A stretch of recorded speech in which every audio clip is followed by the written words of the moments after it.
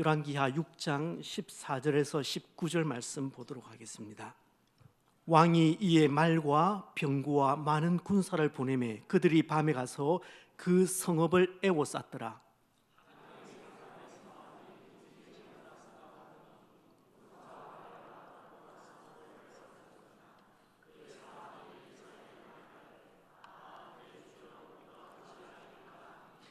대답하되 두려워하지 말라.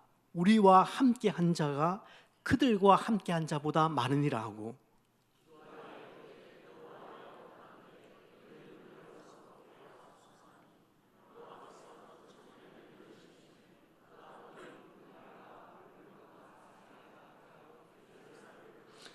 아람 사람이 엘리사에게 내려오매 엘리사가 여호와께 기도하여 이르되 원하건대 저 무리의 눈을 어둡게 하옵소서 하며 엘리사의 말대로 그들의 눈을 어둡게 하신지라.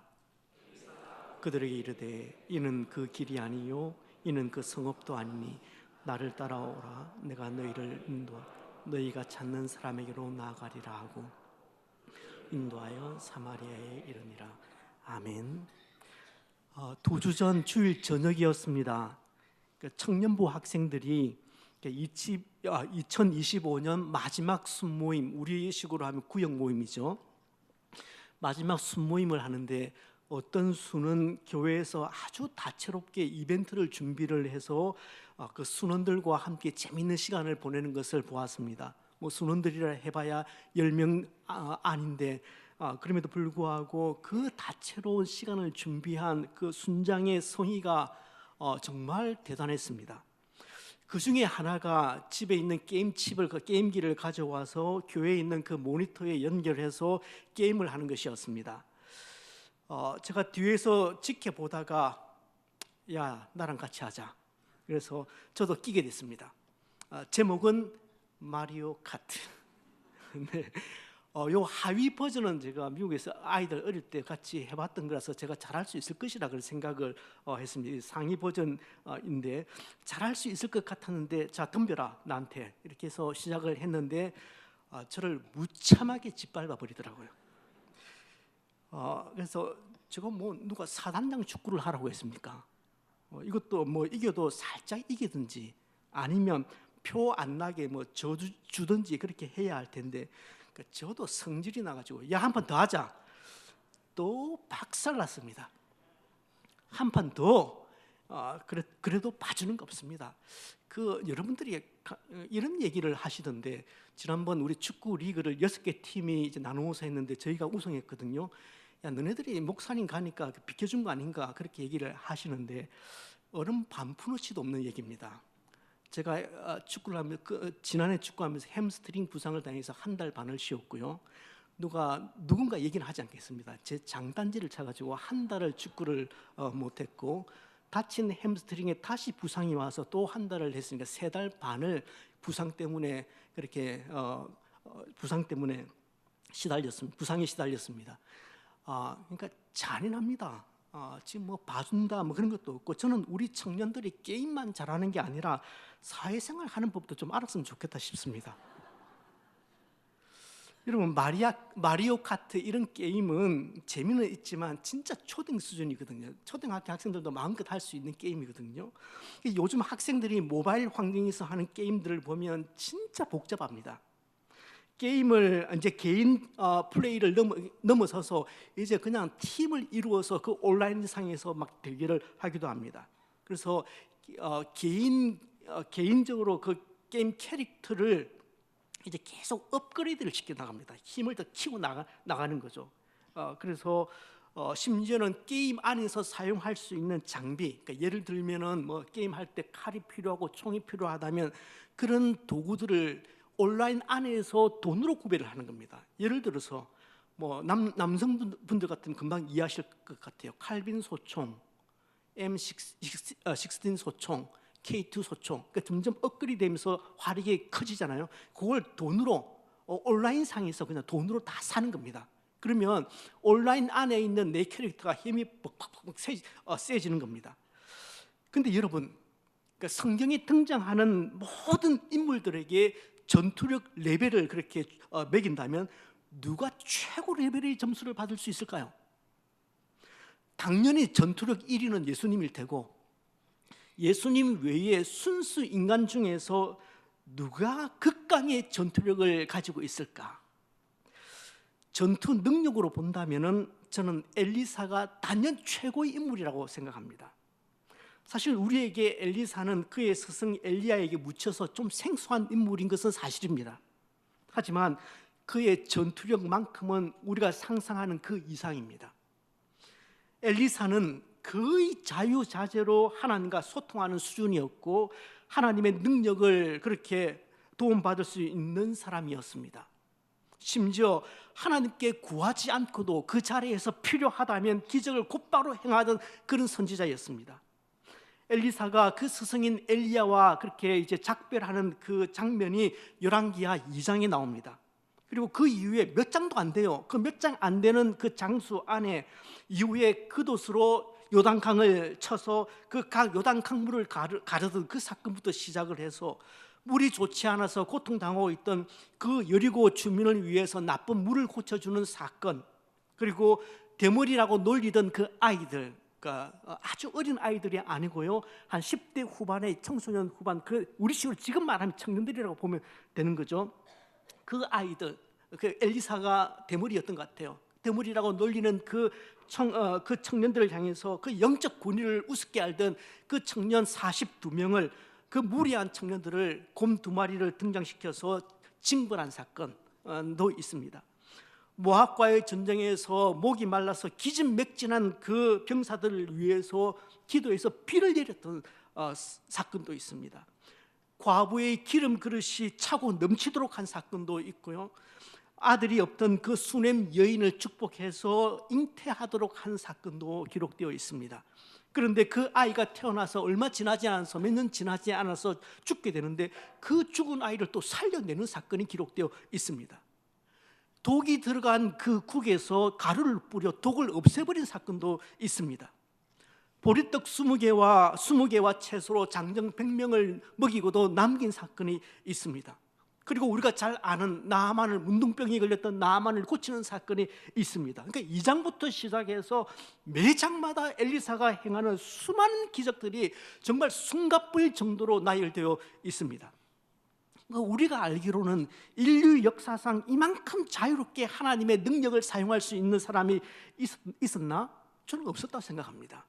거의 예수님급으로 놀라운 일들을 행합니다.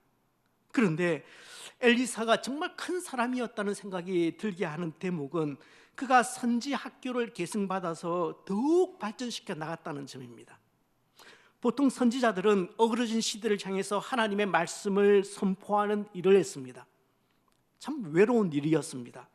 그런데 엘리사의 스승 엘리야는 혼자 하나님의 말씀을 외롭게 외치는 것보다는 제대로 된 선지자들을 좀 더 많이 양성했으면 좋겠다, 그 마음으로 일종의 선지학교를 세우고 선지 생도를 양성하기 시작합니다. 그 일을 제자 엘리사가 이어받아서 확장을 시켜나갑니다.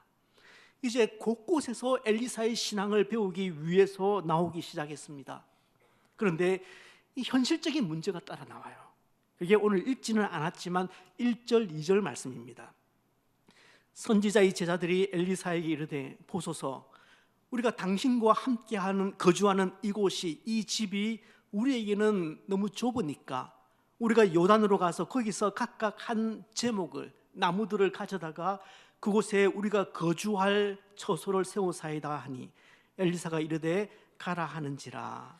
그러니까 엘리사도 그렇고 선지 생도들도 그렇고 다들 경제력이 바닥이었습니다. 누군가가 마땅하게 후원해 줄 사람도 없었던 것 같습니다. 목마른 사람이 우물을 판다고 이 선지 생도들이 직접 그 문제를 해결하기로 발벗고 나선 겁니다. 요단 강가에 좋은 나무들이 많이 있으니까 그 나무를 베어 가지고 와서 넓은 처소를 짓자는 것이 그들의 아이디어였습니다. 그런데 이 선지 생도들이 얼마나 가난했던지 집에 도끼를 가진 사람이 아무도 없어서 도끼를 빌려왔습니다. 하지만 작은 사고가 하나 발생해요.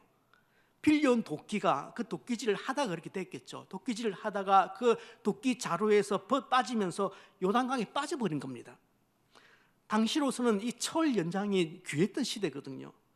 사정사정해서 분명히 빌려왔을 텐데, 그래서 선지 생도는 그냥 비명을 지릅니다. 아, 내 주여, 이는 빌려온 것입니다. 이는 빌려온 것입니다. 그때 엘리사가 나뭇가지를 딱 꺾어서 그 나뭇가지를 강물에 던지니까 쇠도끼가 떠오르는 것입니다. 물에 빠져 있던 게. 우리가 금도끼, 은도끼 이야기를 알아서 뭐 별스럽지 않게 생각하고 넘어가기도 하는 장면인데, 사실 사람으로서는 상상이 잘 안 되는 이야기이기도 합니다. 도끼를 물 아래서 찾아주는 것은 그건 산신령들이나 하는 일인 줄 알았는데, 사람이 직접 이 쇠도끼가 물 밑에서 떠오르게 한 것이니까 조금 사실은 당황스럽기도 합니다. 사실 어떻게 보면 도끼를 찾는 그 일 자체는 아무 일도 아닌 듯이 보여집니다. 하지만 아무렇지도 않게 자연의 그 물리 법칙을 거슬려서 도끼가 떠오르게 하는 그 능력은 대단한 능력임은 분명한 것 같습니다. 이건 뭐 거의 예수님이 하시는 일 수준입니다. 이렇게 막 문제만 생기면은 신문 기자였던 그 클라크가 슈퍼맨으로 바뀌는 것처럼 엘리사가 돌변합니다. 문제가 생기면 여기에 엘리사가 뜨는 것입니다. 그런데 엘리사는 이런 작은 일에만 능력을 드러낸 것이 아니라 큰 일에도 능력을 드러냈습니다. 오늘 본문과 연관된 사건입니다. 오늘 사건을 이해하기 위해서는 배경을 좀 이해를 하셔야 돼요.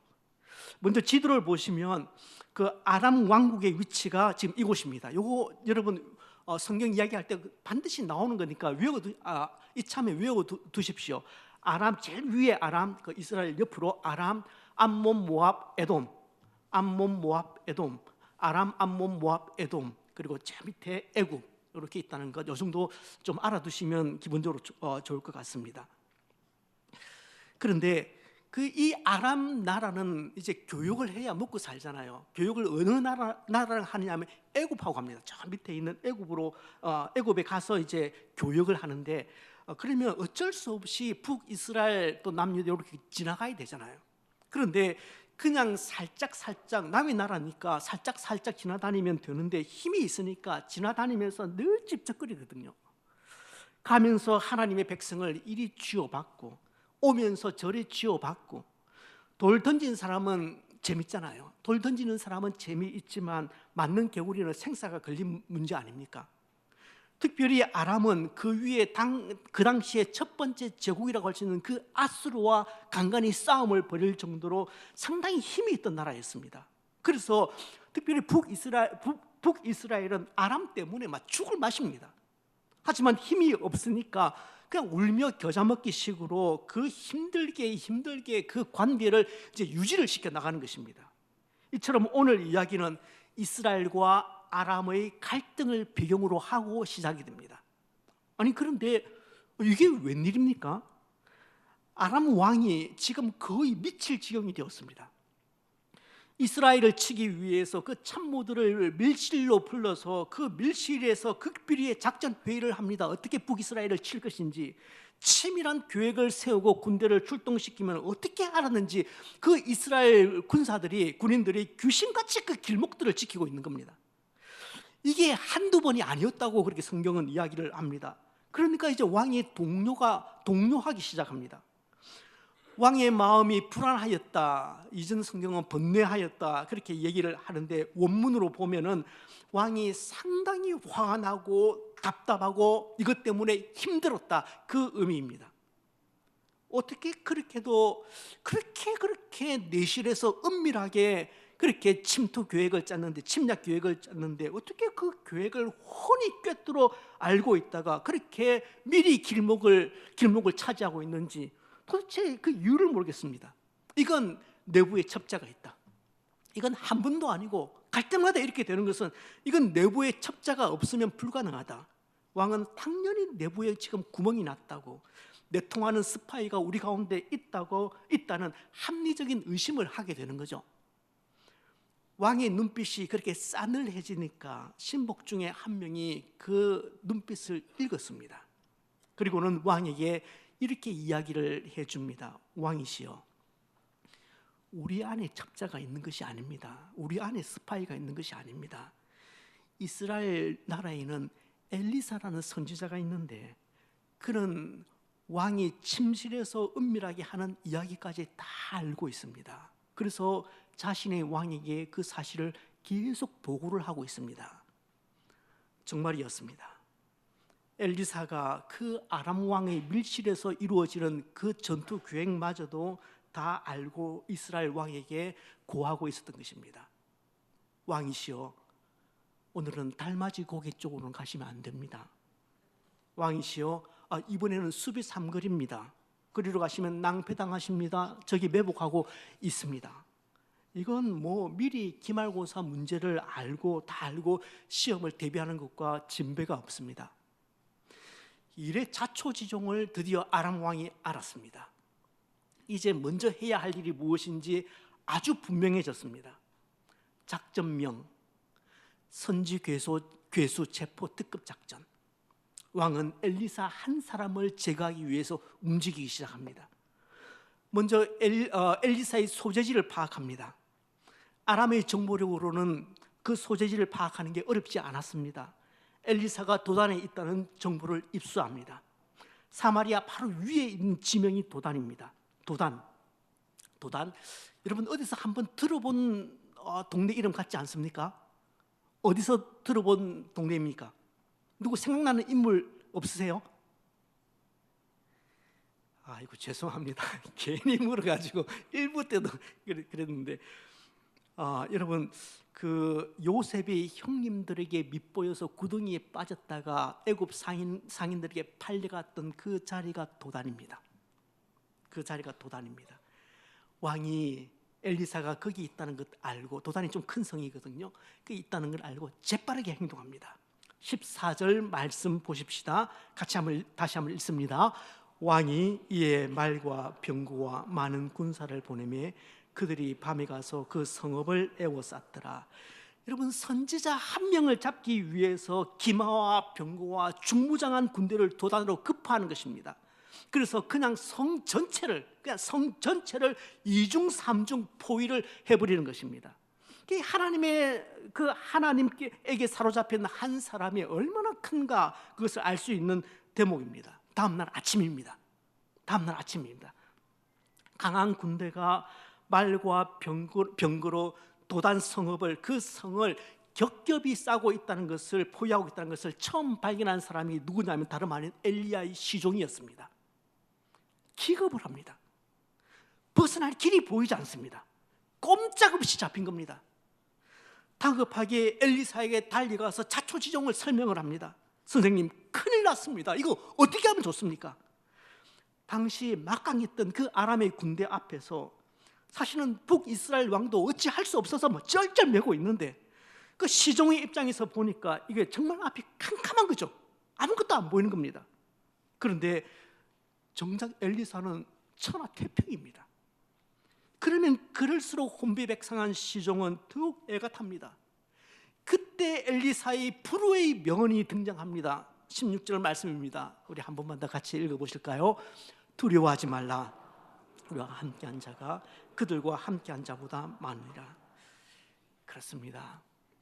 여러분, 내 삶이 버겁게 느껴질수록 하나님을 전심으로 찾고 온 마음을 다해서 그분을 의지하며 그분을 붙들어야 합니다. 하지만 이런저런 다급한 문제들 속에서 하나님만을 바라본다, 그거 우리 본성하고는 잘 안 맞아요. 저는 그렇게 생각합니다. 저는 우리 본성하고는 안 맞다 생각합니다. 우리는 여전히 알량한 내 힘과 내 지식과 내 실력을 너무 많이 의존하려고 합니다. 그래서 무엇인가를 계속해 보려고 합니다.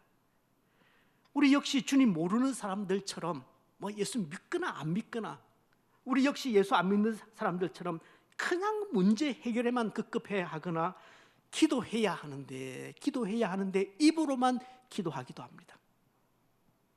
우리는 절대적인 위기가 우리에게 닥치면 기도 안 하는 습관이 있습니다. 아니, 조금 더 정확하게 표현을 한다면 기도를 안 한다기보다는 기도를 하다가도 큰 위기를 만나면 금세 꺾여버린다는 것입니다. 그런데 이렇게 한번 하나님을 바라보다가 꺾여버리면요, 기도하다가 꺾여버리면 그때부터는 입에서 불평과 원망은 그냥 튀어나옵니다. 그리고 하나님을 향한 배신감을 강하게 느끼게 됩니다. 그럼 복잡한 감정들이 이제 일어나기 시작하는 거죠. 여러분, 우리가 겪어야만 하는 어려움은, 우리가 직면하고 넘어가야만 하는 그 고난은 결국은 이 싸움 같아요. 그러니까 나와 함께 한 자, 그리고 내가 직면한 현실과의 싸움인 것 같아요. 그러니까 우리는 고난 속에서, 또 환난 속에서, 이런저런 어려움 속에서 때때로 나 혼자 싸운다고 생각합니다. 나 혼자 내팽개쳐 있다고 생각합니다. 그러니까 더 두렵습니다. 그러니까 더 외롭고 더 힘들다, 그렇게 느껴지는 겁니다. 그래서 성경에서 끊임없이 반복해서 말하는 이야기가 있습니다.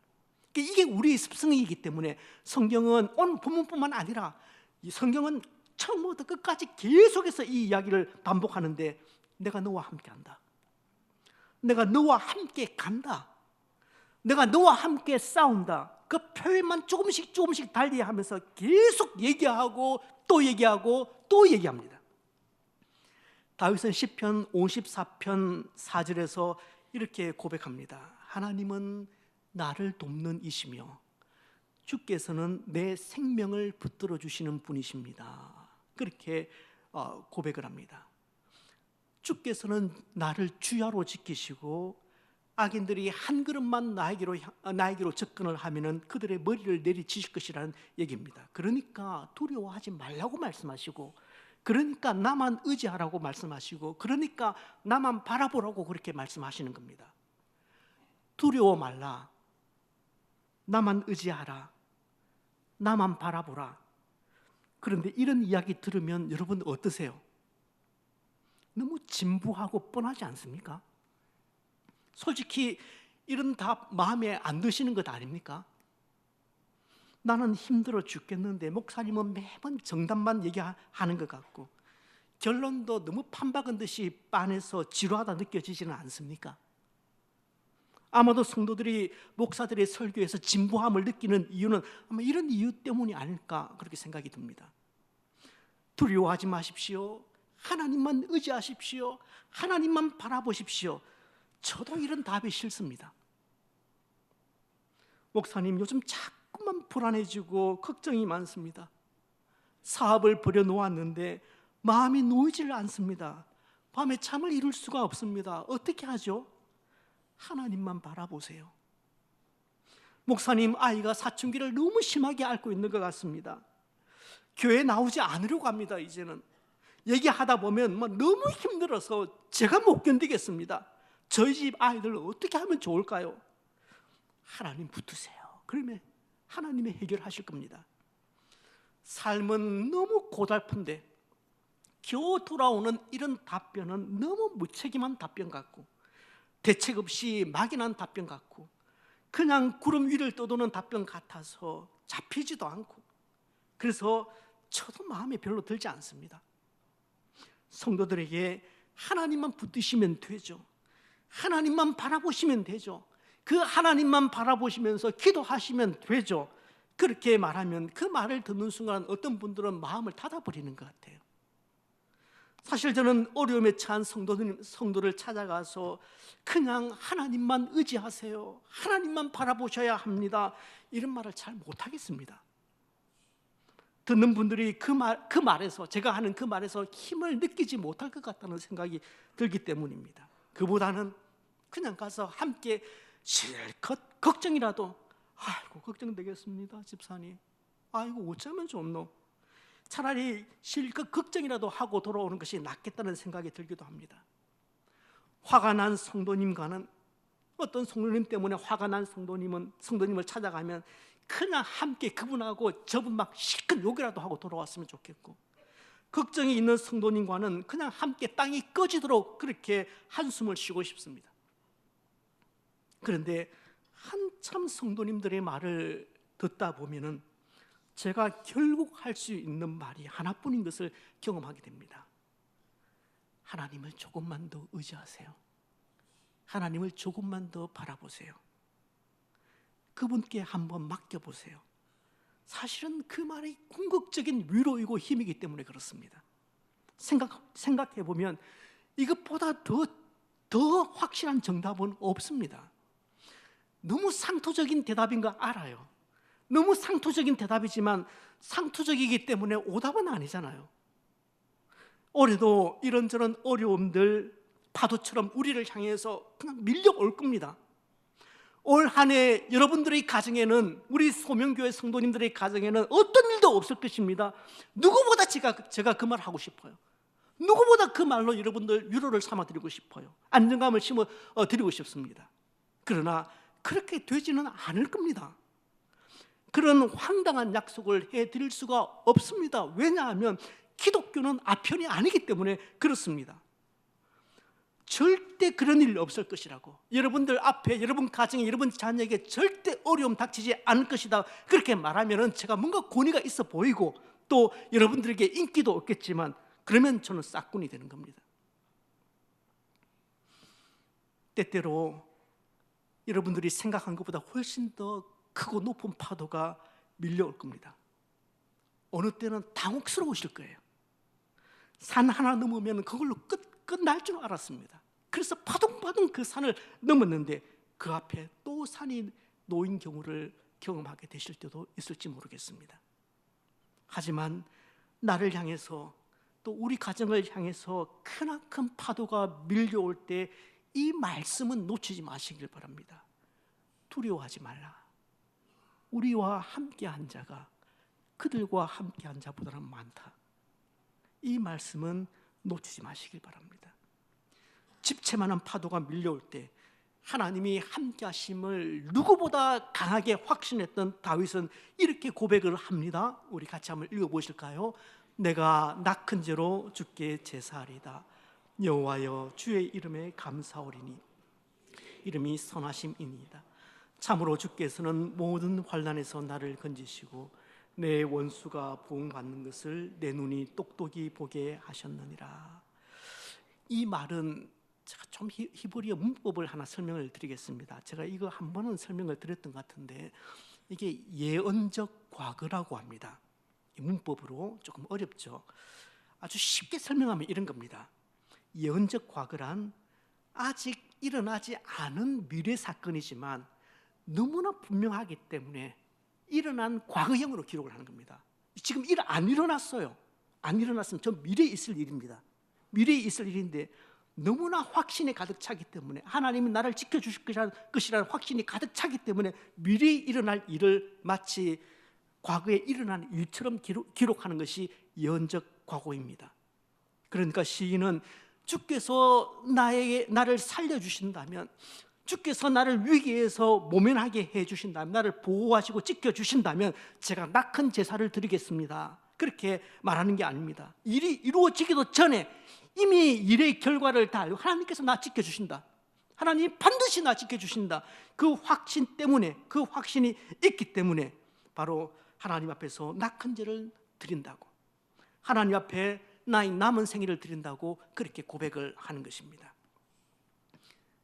얼마 전 새벽 기도회 때 들려드렸던 예화인데 소수만 들었기 때문에 제가 성도님들과 함께 더 좀 나누고 싶습니다. 데니엘 고틀립이라는 사람에 관한 이야기입니다. 그는 33살 때 그 당시에 아주 잘 나가던 정신과 의사였습니다. 그런 그가 교통사고를 당해서 목뼈가 부러집니다. 그러니까 밑으로 마비가 되겠죠. 하반신, 목 밑으로 마비가 왔습니다. 그렇게 병원에 누워 있는데 이제 내 인생 이렇게 끝났다, 그 생각이 확 들더랍니다.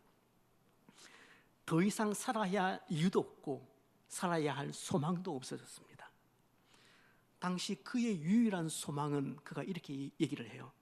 그대로 잠이 들었다가 다시는 깨어나지 않는 것이 자기 소망이었대요. 그냥 잠들었다가 그냥 하나님께 부름 받는 게 자기 소망이었답니다. 살아서 죄활할 모습을 상상을 할 수 없었대요. 왜 안 그렇겠습니까? 당시 그를 찾은 많은 사람들이 그를 사랑한다고 말했고, 그래도 살아야 한다고 말했고, 좀 더 기운을 내야 한다고 그렇게 격려했지만 솔직히 그 어떤 말도 위로가 되지 않았다고 합니다. 귀에 들어오지 않았다고 해요. 무슨 말을 듣든지 오히려 화만 더 나더라는 겁니다. 차라리 그냥 아무 말 하지 않고 왔다가 그냥 갔으면 좋겠다, 그 생각이 들더랍니다. 뭐 하나님이 도와주신다, 하나님이 함께 하실 것이다, 그 어떤 얘기도 위로도 되지 않았고 귀에도 들어오지 않았다고 합니다. 그냥 다른 것 없고 깨끗하게 죽었으면 좋겠다, 그 생각뿐이었대요. 그러던 어느 날 잠에서 깨었는데 한 여인이 병상 옆에 앉아 있었습니다. 처음에는 간호사겠거니 그렇게 생각했답니다. 그런데 그 여인이 자기에게 말을 걸어오는 겁니다. 간호사에게 들었는데 당신이 아주 유명한 정신과 의사라면서요. 한밤중 고요한 중환자실에서 전신마비 장애로 너무 고통스러워하면서 차라리 죽기만을 기다리는 그 데니얼에게 그 여인은 사랑하는 사람을 잃고 그가 얼마나 외롭고 힘들고 고통스러운지를 이야기를 합니다. 그리고 그동안 자신이 겪었던 그 아픔을, 그 외로움을 눈물로 데니얼에게 고백을 합니다. 데니엘 고틀립은 죽고 싶어하는 그 여인의 심정을 너무 잘 이해할 수 있었다 얘기합니다. 그렇지만 여러분, 너무 잔인하다는 생각은 안 드세요? 이 장면이? 이 여인이 너무 이기적이라는 생각이 들지 않습니까? 사랑하는 사람이 죽은 것이 얼마나 큰 고통인지 그 이해 못하는 바가 아닙니다. 그렇지만 이제 전신마비 장애 판정을 받고 살아야 할, 정말이지 소망을 다 잃어버린 사람에게 그냥 눈 감고 그대로 죽었으면 좋겠다고 생각하는 이 사람을 찾아와서 나를 좀 도와달라고, 나를 좀 상담해 달라고 요청하는 것이 너무 이기적이잖아요. 물론 이런 장면에서 누구의 고난이 더 큰가, 이 여인의 고난이 큰가, 이 데니엘 고틀립의 고난이 더 큰가, 그것을 누가 어느 고통이 더 큰가를 재는 것은 아무런 의미가 없습니다. 그런데 너무 신기한 것은 살고자 하는 그 여인의 고통을 느끼면서 데니엘 고틀립은 사고 후에 처음으로 자신의 고통이 느껴지지 않았다고 이야기합니다. 데니얼은 이제는 살아도 되겠다, 아니 살고 싶다는 생각을 그때 하게 되었답니다. 데니얼은 그때의 경험을 자신의 마음이 마치 열리는 것 같았다, 열리는 경험이었다, 그렇게 얘기를 합니다. 고난은 누구도 가볍게 정의할 수 없는 문제이고 해결책도 쉽게 내놓을 수 없는 문제이지만, 이런 이야기를 읽어보면 인생에서 고난의 문제는 결국은 어쩌면 그 아픔 그 자체보다는 그 고난을 바라보는 관점의 차이, 그 고난 속에서 무엇을 보는가의 차이일 것이라는 생각이 들었습니다. 고통의 순간에 그 문제에만 집착을 하면은 절대 그 고통의 그 문제에서 벗어나올 수가 없습니다. 오히려 답답함만 되어갈 겁니다. 속이 터질 겁니다. 하지만 우리가 눈을 들어서 하나님을 바라보면 그 순간 바로 그 고난을 극복하지는 못해도 그 고난을 감당할 수 있는 힘이 생기는 것입니다. 왜냐하면 우리와 함께한 자들이 그들과 함께한 자보다 언제나 많기 때문에 그렇습니다.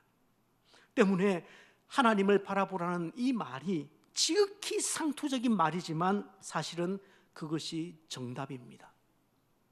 특별히 우리 청년 여러분, 학업, 취업, 결혼, 그야말로 산 넘어 산입니다. 인생의 큰 문제가 그 시기에 왕창 들어가 있습니다. 인생의 향방을 결정지을 것 같은 큰 산이 세 개가 있습니다. 그렇지만 여러분을 둘러 진치고 있는 그 세 개의 산들 앞에서 절대 쫄지 마세요. 쫄지 마세요. 제가 1부 때 쫄지 마세요 이렇게 하니까 누군가 청년 한 명이 놀라더라고요. 졸지 마세요로 들은 것 같아요. 제가 그런 말 잘 안 하니까, 존다고 야단 안 치는데 목사님 갑자기 존다 이렇게 야단 친다로 들었던 것 같아요. 그러니까 자라보고 놀란 것 같으면 소뚜껑 보고 놀란다고 이렇게 하는데 저도 막 놀랐습니다. 여러분, 우리와 함께한 자가, 우리 청년 여러분, 우리와 함께한 자가 우리 대적들보다, 우리를 둘러싸고 있는 그 높은 산보다 훨씬 더 높고 많습니다.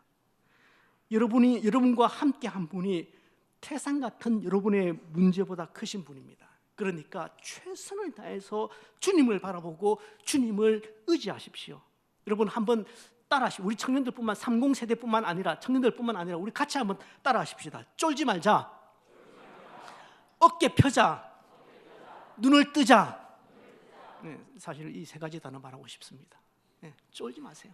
쫄지 말고 어깨 펴고 눈 뜨고. 성도 여러분, 송구영신 예배 때 제가 강조했습니다.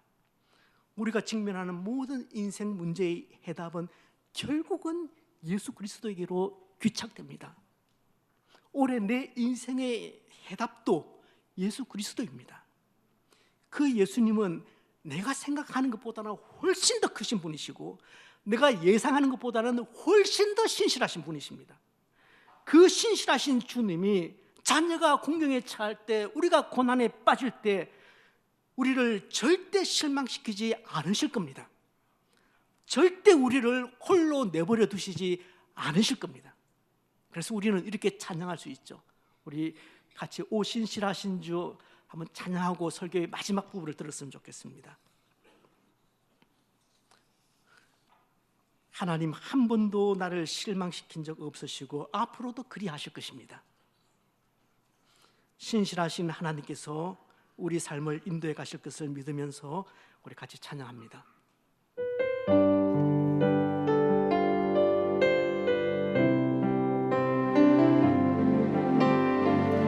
하나님 한 번도 나를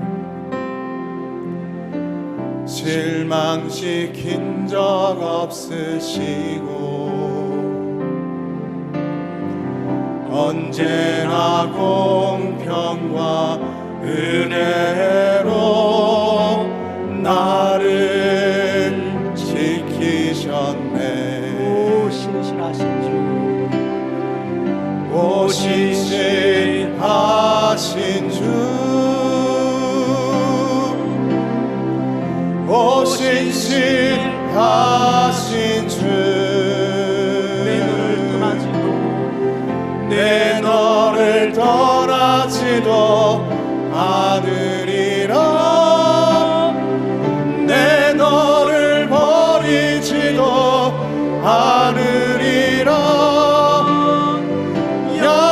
약속하셨던 주님, 그 약속을 지키사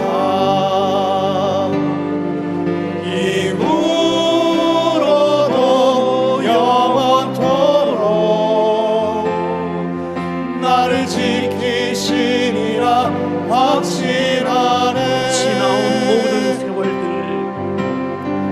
지나온 모든 세월들 여러분 한번 돌아보십시오.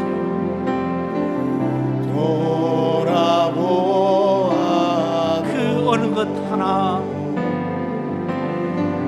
그 어느 것 하나 주의 손길 안 비친 것 전혀 없네. 오 신실하신 주, 오 신실하신 주, 내 너를 떠나지도 않으리라. 내 너를 버리지도 않으리라. 약속하셨던 주님, 약속하셨던 주님, 그 약속을 지키사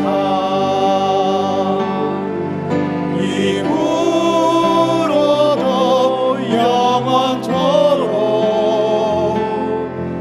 나를 지키시리라 확신하네. 여러분 아멘이십니까? 천하태평이던 엘리사는 마침내 시종의 마음을 안정시키면서 기도합니다.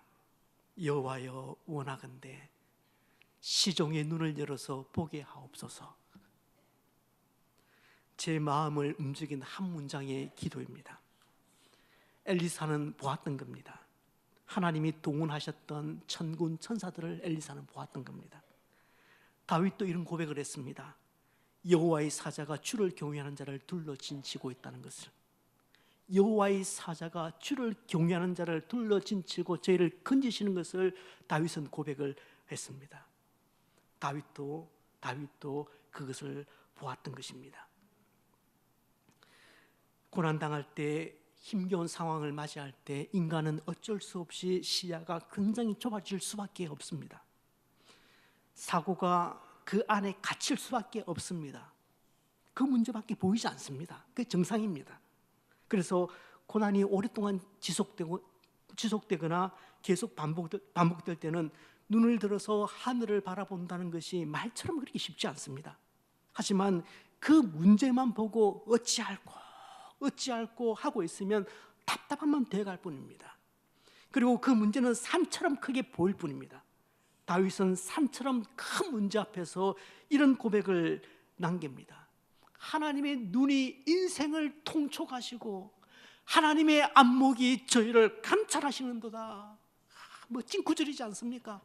하나님의 눈이 인생을 통촉하시고 하나님의 안목이 저희를 감찰하시는도다. 이 말씀은 나의 곤고한 삶을 다 지켜보고 계시는 하나님, 감찰하시는 하나님을 그렇게 고백하는 것입니다. 다윗은 하나님을 높은 곳에서만 통치하시는 하나님, 저 멀리에서 나를 지켜보시는 그 하나님이 아니라 지금 나의 모든 삶을 보고 계시고 그래서 개입해서 도우시는 분이라고 그렇게 고백을 하고 있습니다.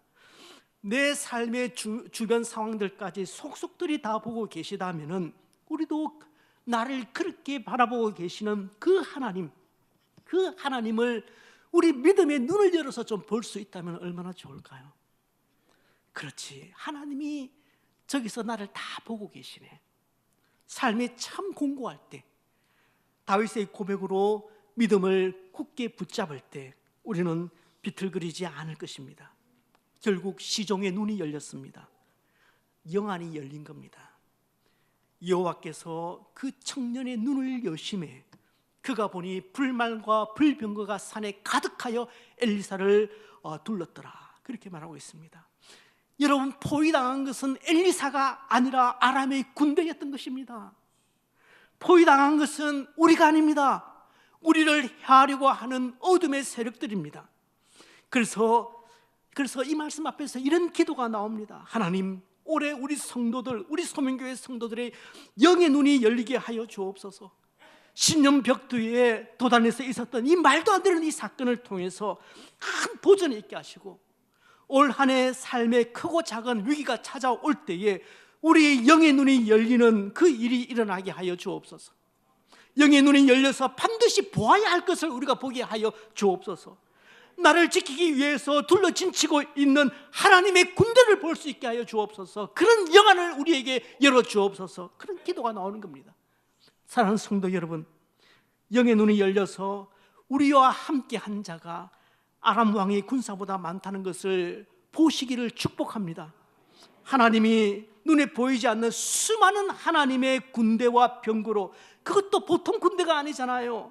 그냥 보통 말이나 병거가 아니라 불말과 불병거로 우리를 에워싸고 지키고 있는 것을 여러분 보시기를 주님의 이름으로 축복합니다. 성경은 결국은 계속해서 끊임없이 우리에게 이걸 질문하는 것 같아요. 뭐가 보이니?